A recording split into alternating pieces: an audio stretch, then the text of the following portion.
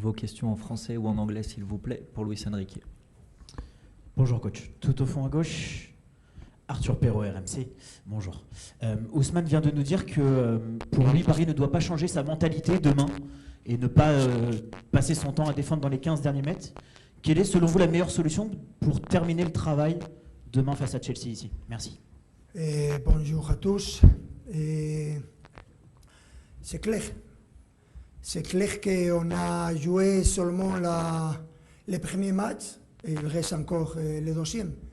Les deuxièmes, c'est toujours différent et les matchs de retour sont différents parce que c'est une équipe qui est dehors de la compétition dans ce moment et qu'il veut préparer les matchs pour changer ça. Et c'est comme ça que ce sont des matchs différents et très compliqués, bien sûr. On est prêt, on est habitué à jouer ce type de match et ce type de rencontre.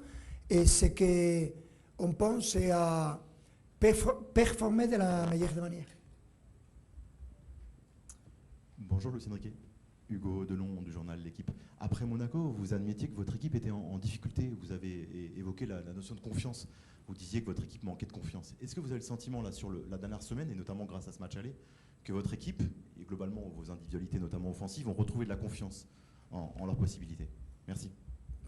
La confiance, c'est une chose, c'est un truc spécial. Et ce que je peux dire, c'est qu'on peut être meilleur ou pire dans les matchs, mais ce que nous sommes et on a montré pendant toute la saison et pendant chaque éliminatoire de Champions League, nous sommes une vraie équipe très difficile, très costaud à jouer et qu'on est capable de jouer contre n'importe quelle équipe et de très haut niveau. Bonjour, Baptiste Bécard de l'AFP. Ousmane Dembélé, à l'instant, a spontanément évoqué le souvenir de Villa Park l'année dernière pour montrer un petit peu ce qu'il ne fallait pas faire et qu'il fallait aussi être capable de souffrir dans cette compétition. Est-ce que c'est un exemple que vous mentionnez spécifiquement dans vos causeries à votre groupe ou au contraire, c'est plutôt le genre de souvenir qu'il faut plutôt laisser dans le passé? Je pense que ça a été un exemple clair de ce que peut devenir un match de football quand tu préparer les matchs. On a préparé les matchs de Birmingham comme ceux de Chelsea avec l'intention de gagner et de marquer des buts, mais il y aura des moments pendant les matchs que ce seront difficiles à gérer et il faut savoir contrôler les matchs. Mais c'est que c'est notre objectif, c'est de chercher à gagner les matchs. Mais on aura des moments de souffrance, bien sûr. Bonjour coach, Bruno Salomon ici par Île-de-France. On a eu il y a quelques instants Ousmane Dembélé. Quelles sont les qualités de leader que vous appréciez chez le joueur et sur le terrain et en dehors? Merci beaucoup. De Ousmane, je pense qu'on a parlé largement pendant cette année. Et pour nous, si je pense comme entraîneur, c'est incroyable d'avoir un joueur comme lui. Et il a été capable de changer sa mentalité parce que comme on a changé la position d'Ousmane, que c'était un allié clé et typique, allié de toute sa vie, il a vu et il a trouvé la possibilité de changer sa capacité à jouer de manière différente. Et en tant qu'entraîneur, c'est un vrai plaisir d'avoir un joueur comme Ousmane. Mais si je parle comme supporter, c'est toujours joli quand tu vois un match sur la télévision et tu vois un joueur comme Ousmane qui sait faire de tout avec les ballons et sans les ballons. C'est un vrai plaisir, je me répète, mais ce sont des joueurs différents et pour nous c'est très positif. Bonjour Louis, Benjamin Corrèze pour Le Parisien. Les pronostics, les statistiques vous donnent déjà presque qualifié pour les quarts de finale. Est-ce que vous voyez un piège dans ce match retour? Merci. Je pense qu'il y a 4 matchs avec cette différence de 3 buts. Tu vas voir combien d'équipes qui ont gagné 3 buts avant le match. On va voir combien d'équipes se classifient. Le football, c'est un sport incroyable.